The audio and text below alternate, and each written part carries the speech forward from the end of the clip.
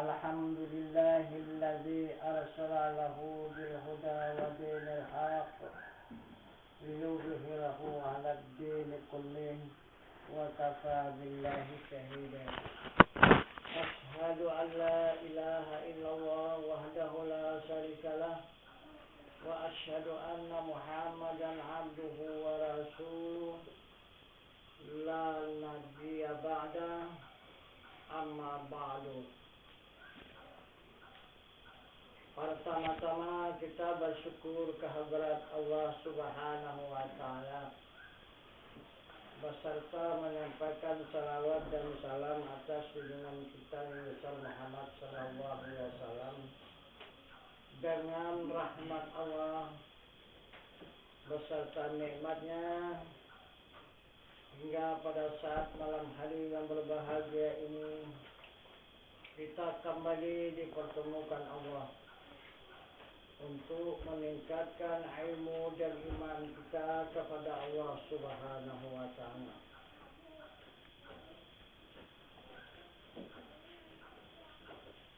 Yang mana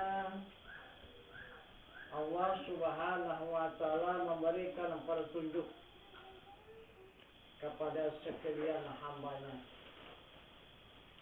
Dengan petunjuknya yang berbunyi, Inna salata kanat 'alal mu'minina kitaban mawquta. Jadi kata Allah, salat kewajiban tanda orang yang beriman diberikan fardu berwaktu-waktu. Jadi inilah salat yang 5 waktu. Jadi salat ini adalah jalan kita kembali kepada Allah Subhanahu wa Ta'ala. Pelajaran kita yang telah lalu adalah jalan kembali kita kepada Allah melewati amal. Ini adalah melewati jalan ibadah.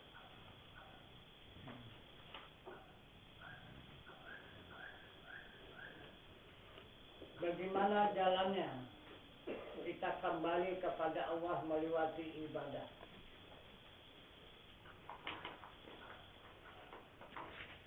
Maka di dalam kita menegakkan salat yang 5 waktu ini adalah berdiri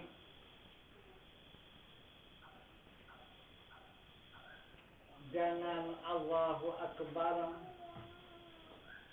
ruku dengan ucapan Allahu Akbar, sujud dengan ucapan Allahu Akbar, dan duduk dengan ucapan Allahu Akbar.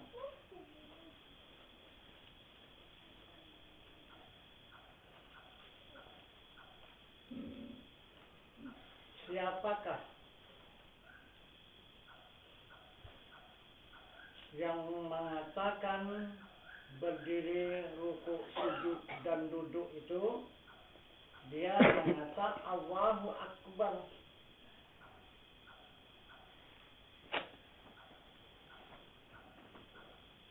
Itu adalah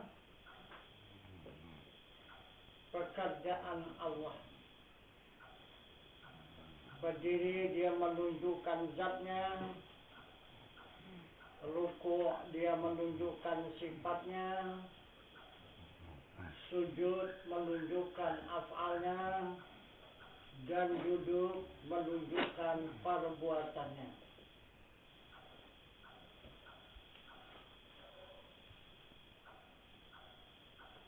Jadi af'al ini kembali kepada asma, dan asma ini kembali kepada sifat, dan sifat baru menghadap kepada zat. Itu maka dikatakannya salat yang 5 waktu ini adalah tanda iman yang diwajibkan berwaktu-waktu. Ini dengan perjalanan syariat, dengan perbuatan yang zahir, itu yang dikatakan syariat.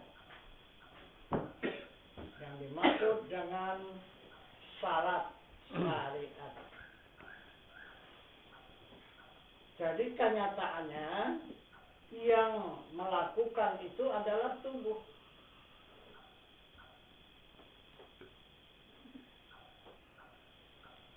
Tapi kalau hanya semata tubuh yang melakukan, sedangkan tubuh itu la haula wala quwata, tidak ada daya dan upaya.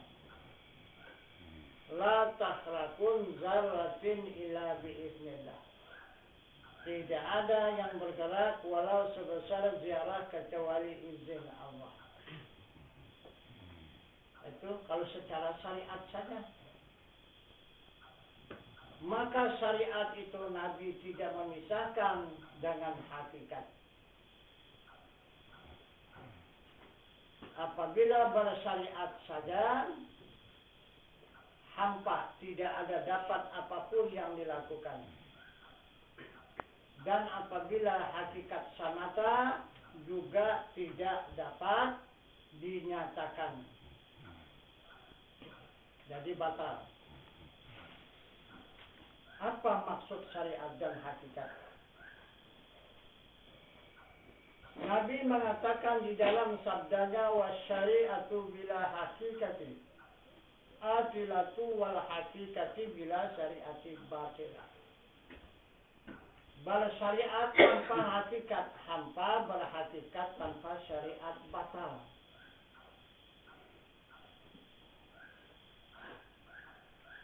Berapa ribu tahun Rasul beserta umatnya tidak ada melakukan syariat, hanya semata hakikat. Dari mulai Adam alaihi salam sampai kepada Nabi Isa alaihi salam, tidak ada syariat. Hanya hakikat dan secara batin saja. Kenyataan zahir itu tidak ada. Kemana tujuan hakikat itu? Tujuan hakikat itu adalah Nabi kita Muhammad SAW belum diturunkan ke dunia. Itu maka semua Rasul beserta umat hanya mengenal, memandang, dan mengingat semata kepada Muhammad yang belum ditunjukkan Allah di muka bumi ini. Itu maka tidak bisa ditunjukkan. Karena Tuhan pun belum mempertunjukkan. Maka di situ hanya yang berlaku pengenalan dengan secara hakikat. Inilah berapa banyak umat itu dari mulai Adam sampai Isa 24 Rasul. Nah itu. Jadi menjadi satu umat itu berapa banyak itu. Berapa puluh ribu tahun lamanya. Hanya dengan secara hakikat saja. Karena Allah Subhanahu wa Ta'ala masih mempertunjukkan Muhammad itu di surah An-Nur, Allahu nurus samawati wal ardh. Allah menerangi di langit dan di bumi. Itu kata Allah. Siapa yang ditunjuk Allah? Itulah Muhammad. Tapi belum bernama Muhammad yang disebut dengan Ahmad. Itu. Jadi semasa Muhammad ini berada di langit dan di bumi adalah dinamakan, namanya itu adalah Ahmad.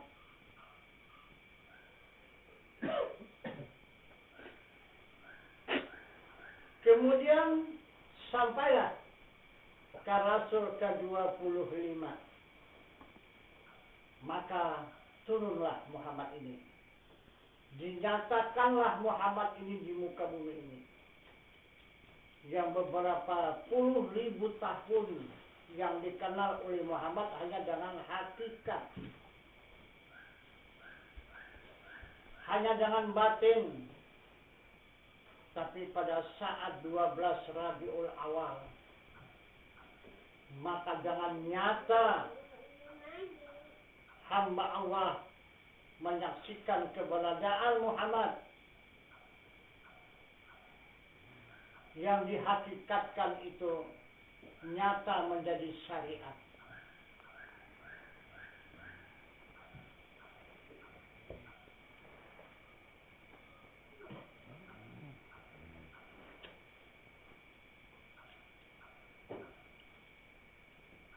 Berapa lama dia menyatakan dirinya dengan secara syariat? 63 tahun.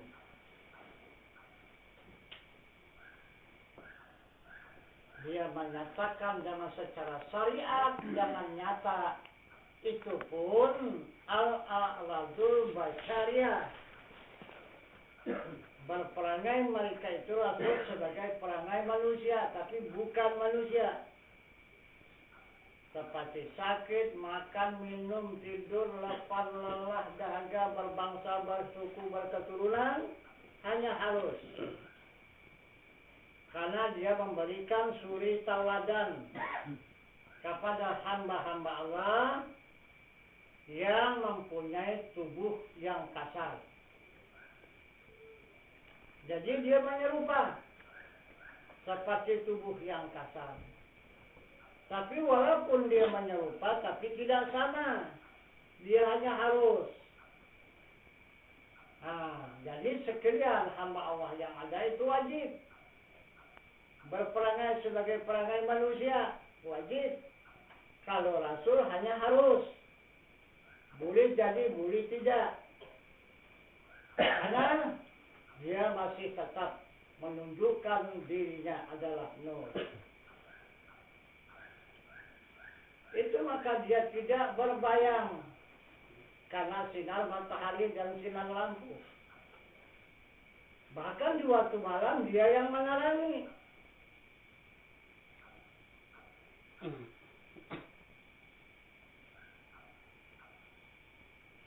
Kalau sebelum dia ditutup wujudnya itu, semesta alam ini tidak ada yang bisa berbuat. Nggak usahkan yang lain, matahari pun tidak bisa memancarkan cahayanya. Karena matahari hanya memiliki cahaya. Dan diri Nabi kita Muhammad SAW itu adalah nur. Nah itu, yang menjadikan cahaya itu. Mana bisa terang cahaya itu kalau dia berbalik menghadap kepada nur.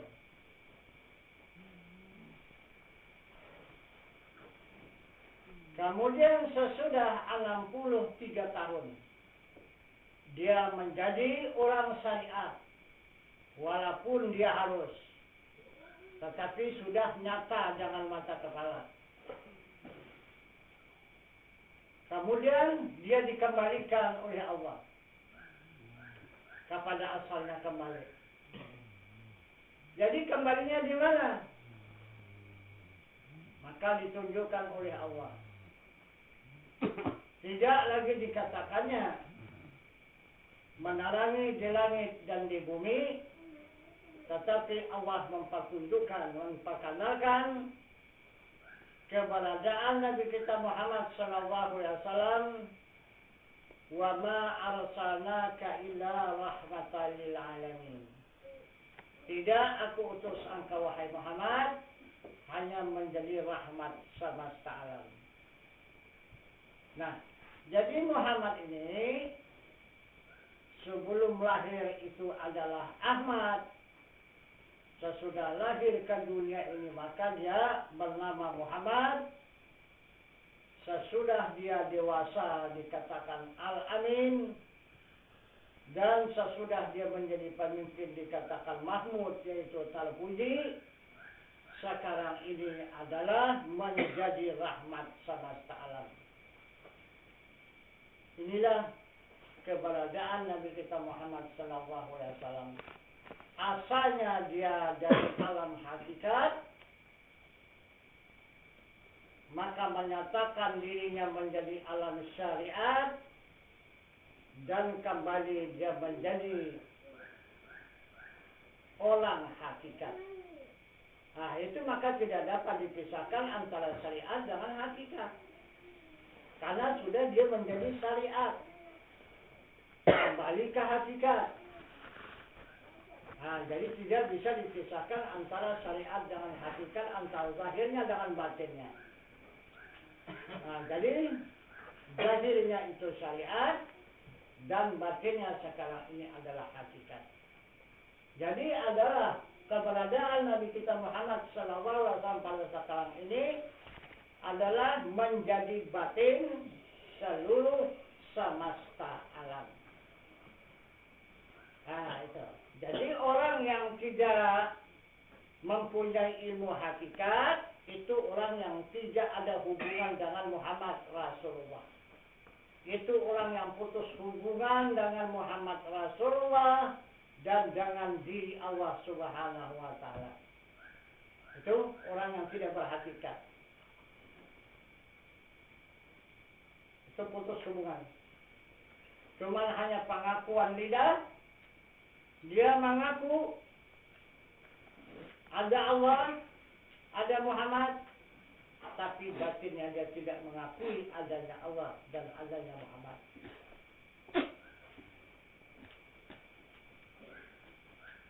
Nah, itu maka perbuatan yang dicontoh oleh mereka hanya perbuatan yang syariat, yang zahir.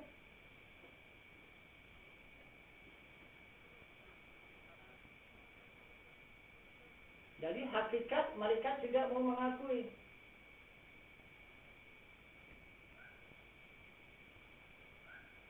Jadi kalau hanya kita mengakui syariat saja tanpa hakikat, yang kita akui hanya diri manusia saja. Diri manusia inilah yang ada. Jadi Allah dan Rasul itu tidak ada. Ini kalau kita berpaham di syariat. Itu. Jadi Allah dan Rasul adanya dalam khayalan. Tidak ada di dalam kenyataan. Tidak ada di dalam keimanan. Itu tidak ada.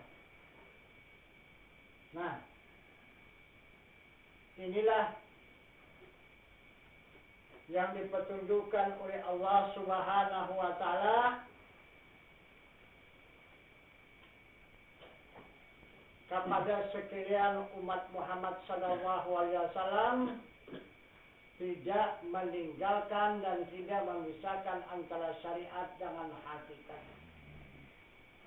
Jadi salat dengan secara syariat inilah yang berdiri Allahu Akbar, yang ruku Allahu Akbar, yang sujud Allahu Akbar, yang duduk Allahu Akbar. Itu syariat. Jadi apa isinya?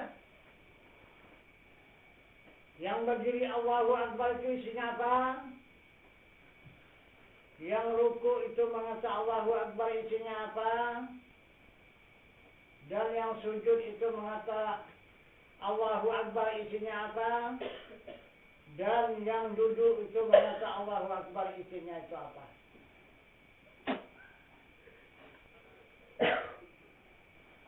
Baru dikatakan salat. Kalau tidak, kata Allah, itu perbuatan orang mabuk. Berdiri Allahu Akbar, ruku Allahu Akbar, sujud Allahu Akbar, duduk Allahu Akbar, itu orang mabuk. Itu orang yang tidak sadar. Itu kata Allah. Nah, jadi yang dimaksud salat, yang mengata Allahu Akbar di waktu berdiri itu tujuannya apa? Ini baru tidak mabuk. Jika tahu tujuannya, maka tidaklah dikatakan Allah orang yang mabuk. Jadi apa tujuannya? Sesuai dengan petunjuk Allah Subhanahu wa taala di dalam ayat suci Al-Qur'an, wa aqimis salata li dzikri. Tegakkan salat, ingat aku. Ingat itulah dia tujuannya. Ingat itulah dia orang yang tidak mabuk. Apabila tidak ingat, itu adalah orang mabuk. Namanya orang lain kan? Orang mabuk, tidak ingat. Nah, kemana? Enggak ingat kepada Allah. Enggak ingat kepada Zat yang Maha Suci. Itu adalah salat yang berdiri ruku, sujud dan duduk itu adalah kosong, kata Nabi. Jadi tak ada isinya, kosong. Cuma hanya capek mengajarkannya, tetapi hasilnya tidak ada. Nah itu. Jadi kalau dia berhasil, jika tahu dia tujuannya dan jika tahu dia isinya. Jadi isinya itu yang dikatakan oleh Allah, wa aqimis salata li dzikri. Tegakkan salat, ingat aku. Itu jalan ibadah untuk kita kembali kepada Allah. Kemudian yang kedua, Allah mengatakan kepada hambanya, inna salata tanha 'anil fahsya'i wal munkar. Salat mencegah perbuatan yang munkar. Yang mana salat yang mencegah perbuatan yang munkar? Bahkan di mana-mana saja orang yang berdakwah, salat mencegah perbuatan yang munkar, inilah salat yang 5 waktu ini. Itu sudah bersalahan berat. Sudah menyimpang jauh daripada yang dimaksud oleh Allah. Sedangkan salat yang 5 waktu yang syariat ini ada kemungkaran di dalamnya. Kenapa maka dikatakan ini mencegah perbuatan yang munkar? Sedangkan di dalam pelaksanaan salat itu ada kemungkaran.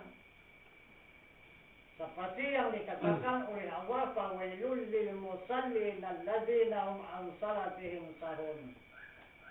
Celaka orang yang salat, salatnya yang lalai dalam ingatan. Nah itu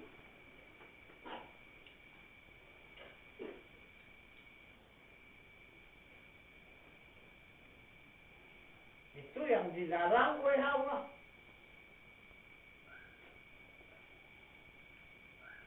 Lalai di dalam salat itu ingatan kepada Zat Allah.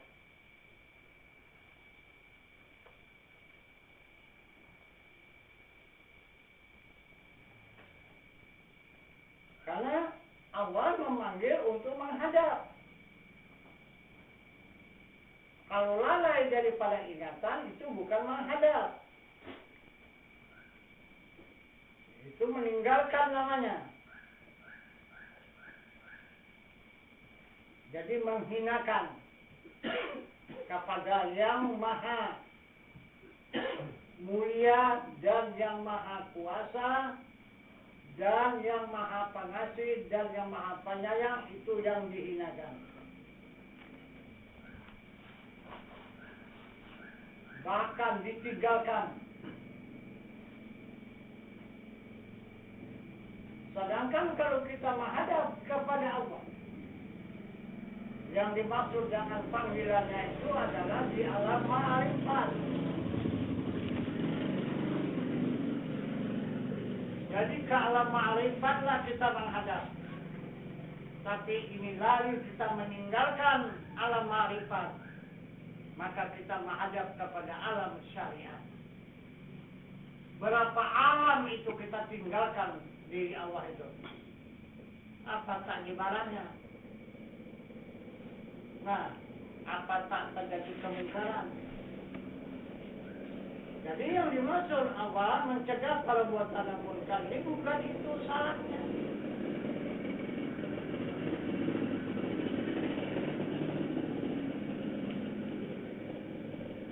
Itu salah orang yang hakikat.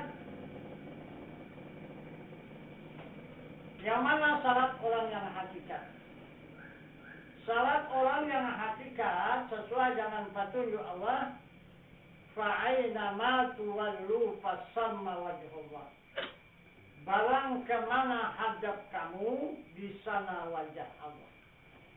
Nah, jadi itulah salatnya orang hakikat. Dia tidak melakukan berdiri, ruku, sujud, dan duduk. Orang hakikat dia salatnya hanya memandang kepada wajah Allah. Yang laisa kamitslihi syai'un wa huwas sami'ul basir. Hanya memandang kepada wajah Allah yang tidak ada seumpamanya. Oleh tiap-tiap sesuatu jua pun dia yang amat mendengar dan dia yang amat melihat. Kesana pandangannya.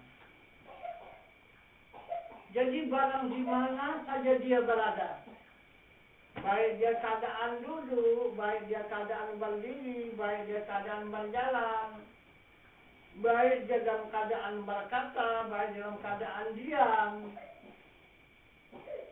tetap dia memandang kepada wajah Allah.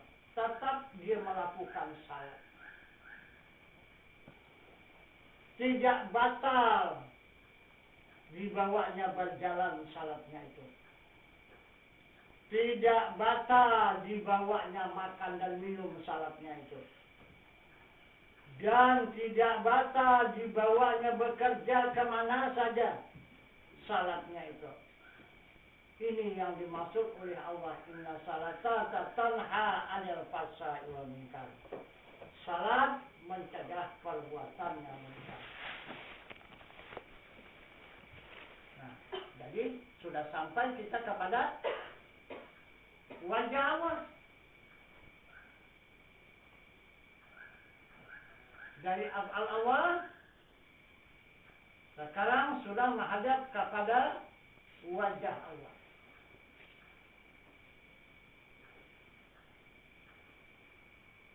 Kemudian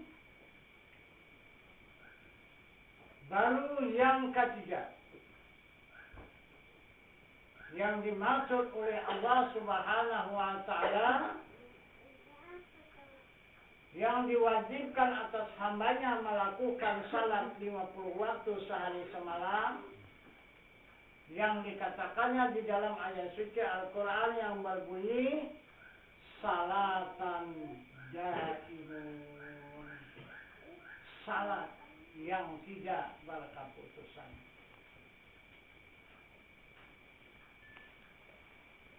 Apa pula yang dikerjakannya? Melakukan salat yang tidak berkeputusan.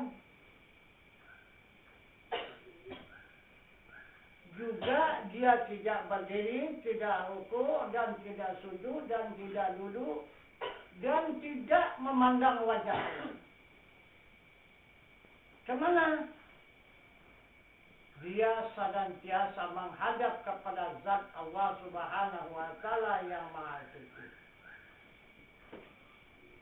Di mana adanya zat Allah yang Maha Suci? Wallahu muhitum fil alamin. adanya zat Allah yang maha suci itu muhit di semesta alam. Jadi kemana saja dia berhadap, tetap dia menghadap kepada zat Allah. Menghadap kepada zat Allah inilah yang dimaksud oleh Allah salat yang tidak berkeputusan. Maka dikatakannya di dalam ayat suci Al-Quran yang berbunyi la mawjudun illallah. Tidak ada yang ada, kesemuanya yang ada itu adalah wujud Allah. Nah, jadi inilah jalan kita kembali kepada Allah melewati ibadah.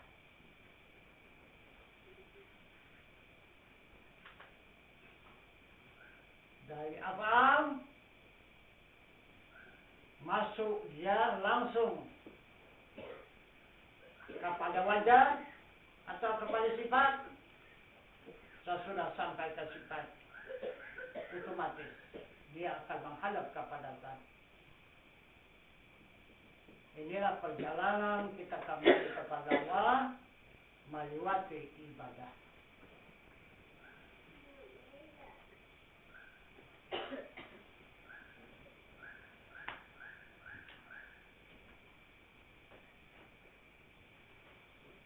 Karena kita ini pasti kembali. Jadi jalan kembali ini yang sudah ditetapkan oleh Allah. Pertama jalan ilmu, yang pertama. Yang kedua jalan amal.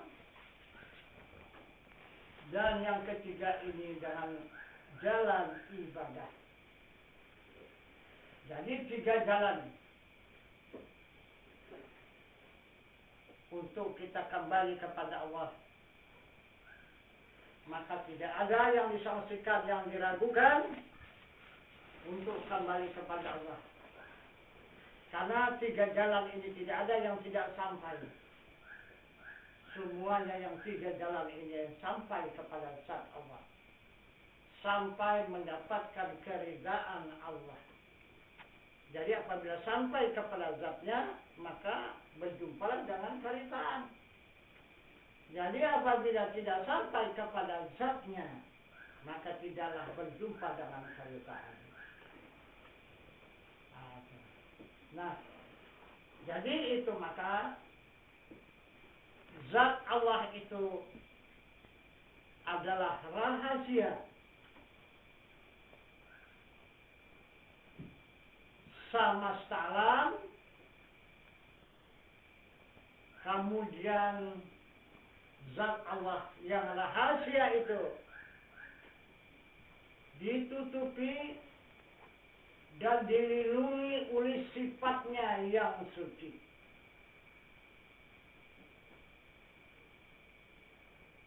Karena dia maha suci. Zat Allah yang rahasia itu maha suci. Maka ditutup oleh sifatnya yang suci. Kemudian sifatnya yang suci ini ditutup pula oleh asmanya yang maha besar.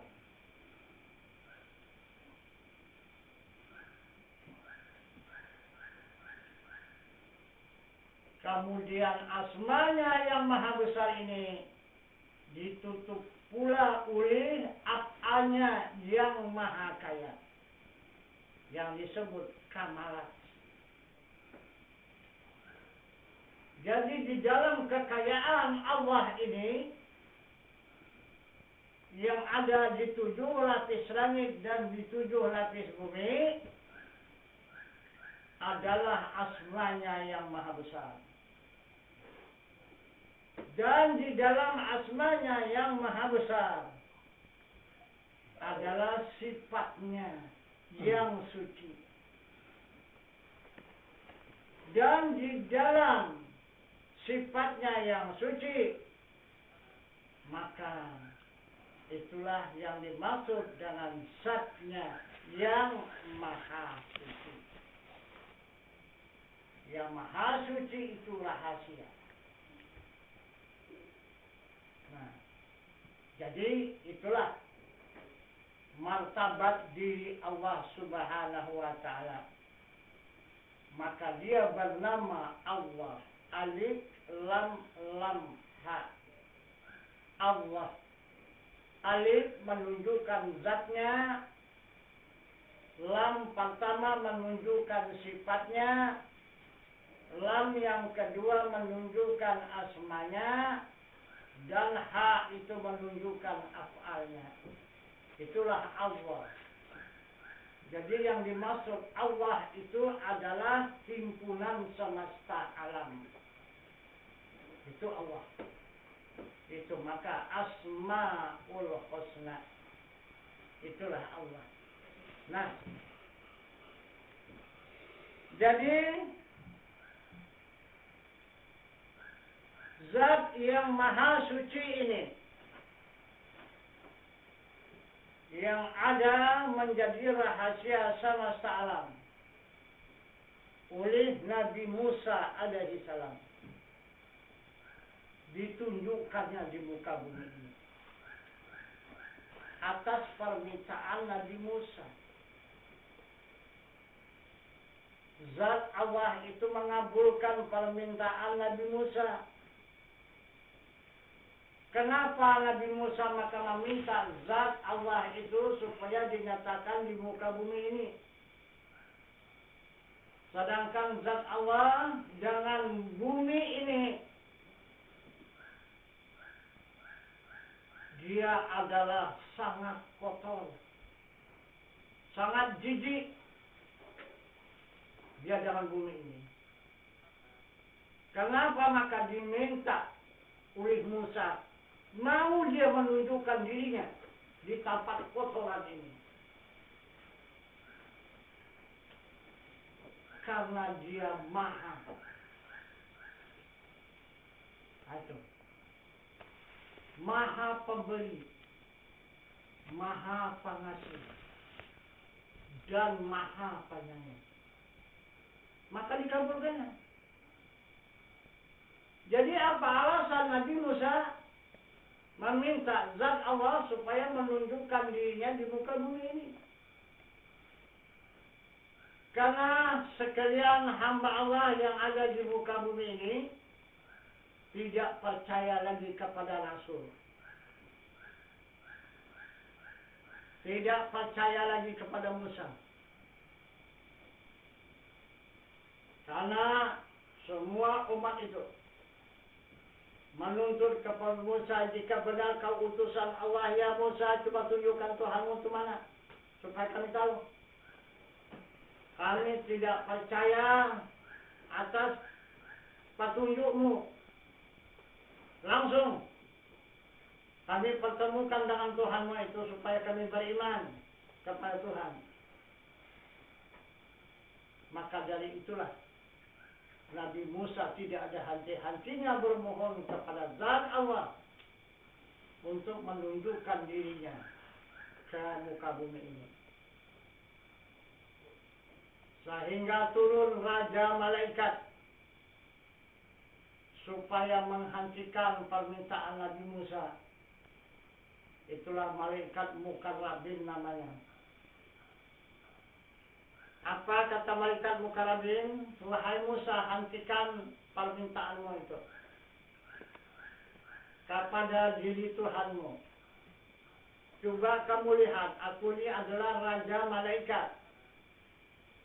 Coba kamu pandang rupaku ini bagaimana. Mukanya 4, matanya 8. Itu pun tidak bisa mataku yang 8 ini melihat diri Tuhan itu. Apalagi kalian? Apalah kekuatan kalian? Apalah kekuasaan kalian? Mata kalian saja hanya tinggal 2. Saya 8 mata. Udah, hentikan. Apa kata Musa?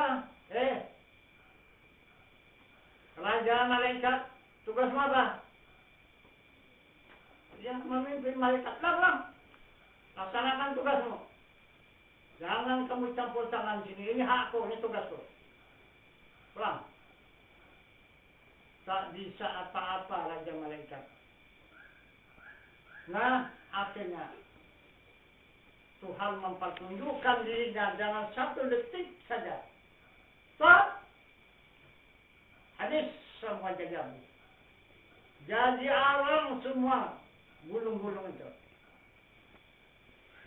Dan umat Musa semua sama Nabi Musa yang menjadi abu. Maka Allah memerintahkan kepada Jibril ditempa kembali Nabi Musa itu. Dihidupkan kembali. Maka hiduplah Musa. Sesudah hidup Musa dilihatnya, umatnya semua jadi abu. Maka dituntutnya pula mereka Jibril, kau jadikan semua, hidupkan semua. Jangan aku saja hidupkan.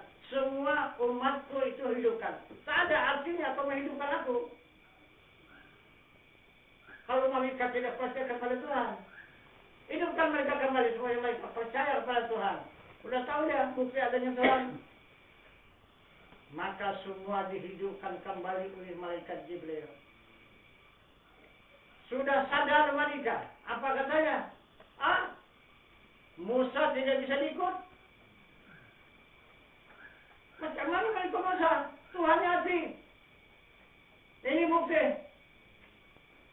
Semua terbakar. Jadi tidak ada yang bisa membakar selain daripada api. Mana bisa? Tuhan api. Mana bisa kita ikut? Nah, maka semuanya ingkar, tidak ada yang beriman. Usahakan bertambah iman, satu orang pun tidak ada lagi tinggal yang beriman. Habis semua. Ingkar semuanya. Nah, itulah yang sudah terjadi sunnah terhadap kepada diri Rasul yang dipetunjukkan oleh Allah Subhanahu wa Ta'ala kepada setiap hambanya.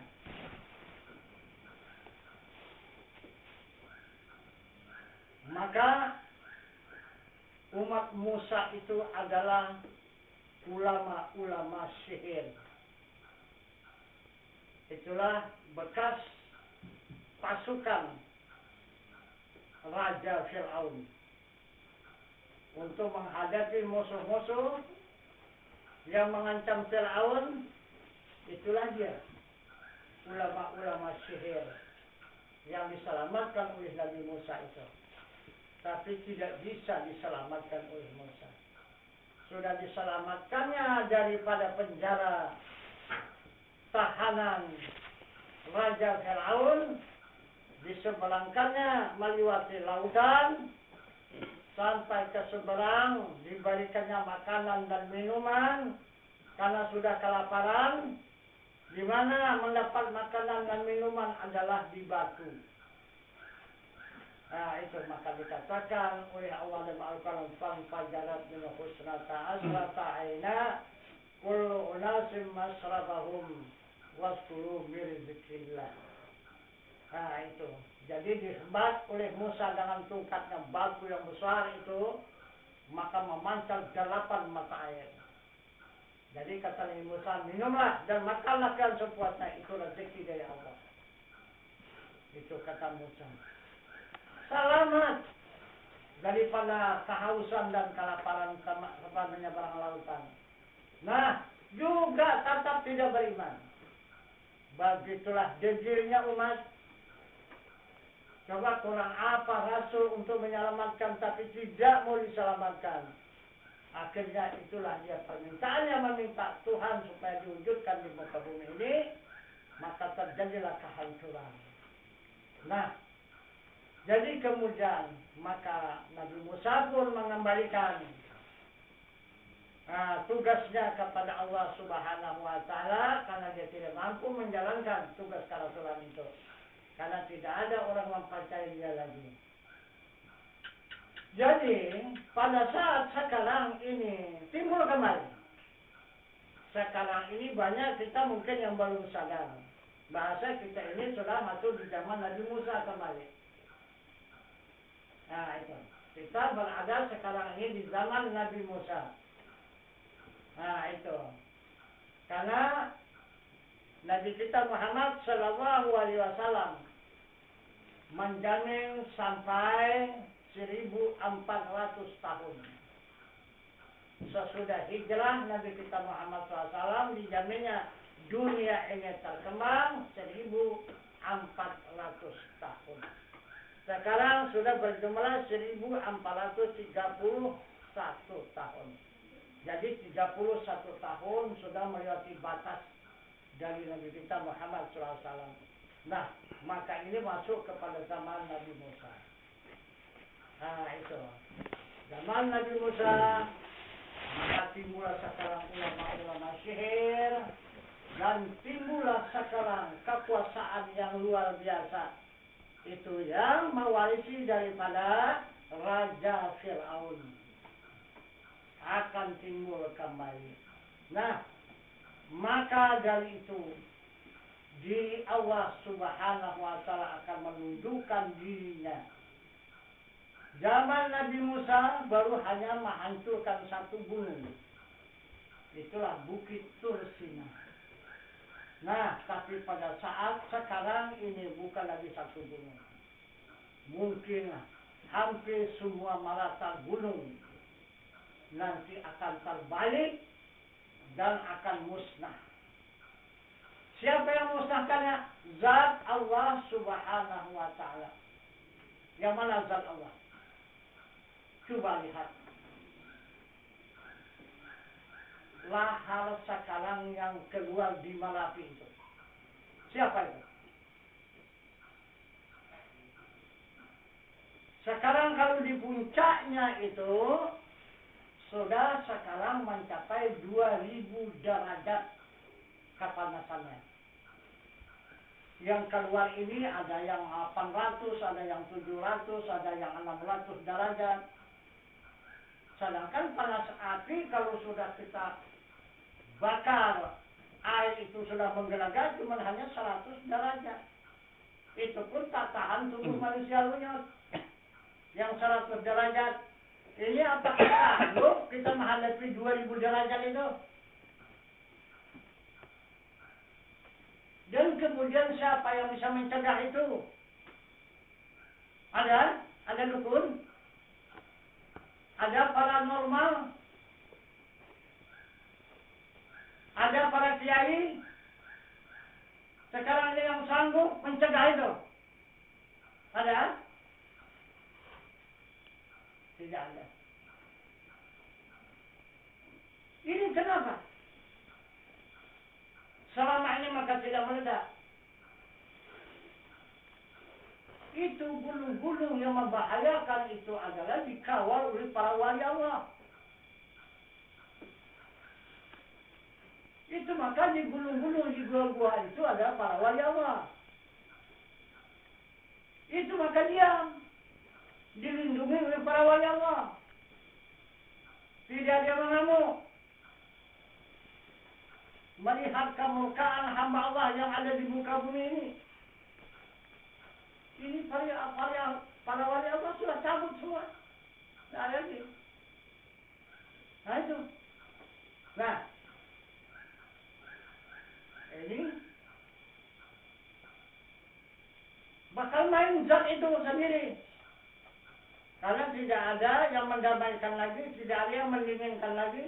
Tidak ada yang melindungi dia lagi. Maka dia akan main dengan sendirinya.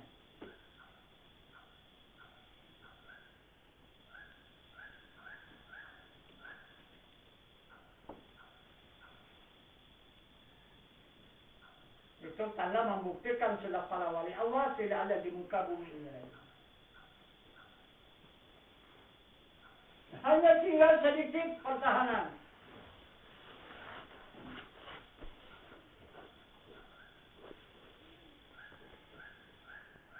Yang mana? Ulama. Itu.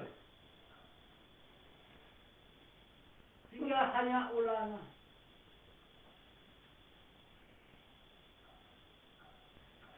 Ulama ini sekarang tidak ada putusnya difitnah. dituduh, dicaci, diancam, mau dibunuh, mau diapa, disakitin dan sebagainya.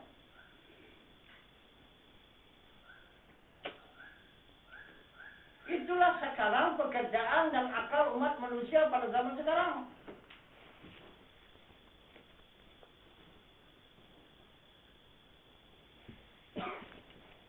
Jadi apabila celaka ulama itu, mereka tidak mengerti. Tidak ubah seperti orang menyeberang lautan. Yang mengampak, yang baco, yang nyucuk, ditungkang itu. Jadi supaya apa? Supaya mampu, supaya tenggelam tungkang ini. Kalau tenggelam tungkang itu dia mau ke mana? Dia itu mau mana? Keselamatannya dia di tungkang itu. Orang tidak sadar.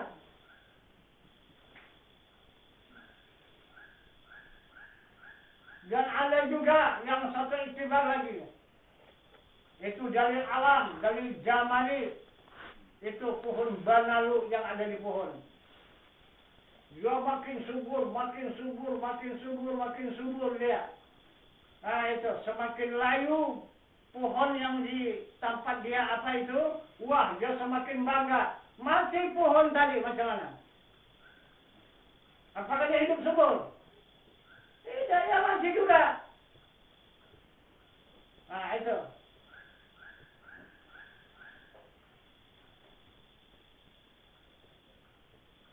Jadi tidak ada pertahanan bumi dengan langit kecuali Rasul. Rasul itu aulia. Aulia itu ulama. Memang pada syariatnya dia terduduk serupa dengan Rasul itu. Dia adanya di Mekah ke Madinah. Padahal di mana perjalanan dia? Di langit dan di bumi. Serupa kekuasaan aulia seperti itu juga. Dia berkuasa di langit dan di bumi. Dan begitulah terakhir sampai kepada ulama. Ulama bukan hanya terduduk di rumah, di sholat, di masjid, atau di kampung. Dia kedudukannya berada di langit dan di bumi.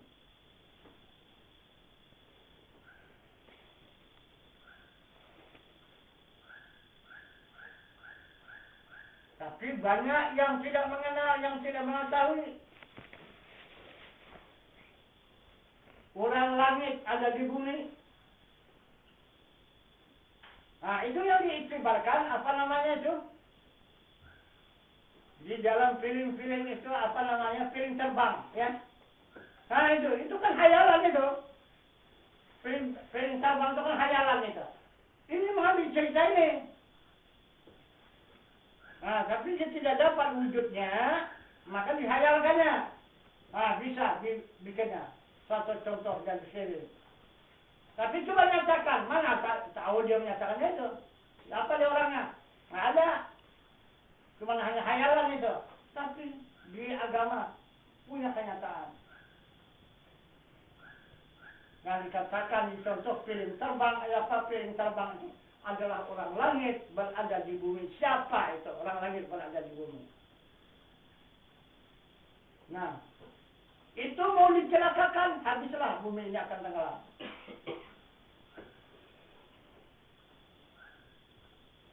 Karena dia bertautnya antara langit dengan bumi. Karena ada orang itu. Nah itu. Itu yang dikatakan oleh Allah di surat An-Nur ayat 1 tadi yang berbunyi Allahu nur sama wal ard. Allah menerangi di langit dan di bumi. Nah, itulah yang dinyatakan Allah menjadi Rasulullah, pemimpin di muka bumi ini, memimpin para nabi-nabi yang berjumlah sekali 2 laksa 4.000 nabi. Kemudian baru diturunkan lagi derajatnya yaitu nabi itu menjadi aulia dan rasul itu menjadi karamah. Nah, kemudian diturunkan lagi derajatnya. Para aulia itu sekarang menjadi orang yang beriman, dan pemimpin orang beriman itu adalah ulama. Nah, hadis ulama ini, hadis. Maka timbullah sihir. Itu. Nah, kalau sudah sihir, maka akan menujulah kehancuran yang disebut dengan kiamat. Nah, jadi kita ini dari sini ke atas kita menjalani perjalanan menghadap kiamat. Bukan lagi kita berjalan di akhir zaman, tidak lagi. Akhir zaman dah habis. Nah, jadi perjalanan kita sekarang hidup di muka bumi ini menuju jalan kiamat. Itu maka sekarang manusia aneh-aneh. Nah, itu aneh-aneh akalnya, perbuatannya itu. Nah, gitu. Kadang-kadang kita sangka orang beragama rupanya lebih jahat daripada orang yang jahat. Nah, kita anggap orang itu adalah beriman, rupanya lebih jahat daripada orang yang tidak beriman. Nah, begitulah sekarang ini. Nah, jadi inilah tambah pengajian kita pada malam ini untuk menambah ilmu dan iman kita kepada Allah Subhanahu wa Ta'ala. Jangan jalan kita menggali dan mengulangi kembali perjalanan kembali kepada Allah Subhanahu wa Ta'ala melalui ibadah. Ya, mudah-mudahan kita akan mendapatkan jalan keselamatan dan kebahagiaan kepada Allah. Karena 3 jalan sudah dapat kita berangsur-angsur untuk menjalani. Pertama jalan ilmu, kedua jalan amal, dan ketiga jalan ibadah. Nah, saya rasa jalan lain sudah tidak ada lagi itu.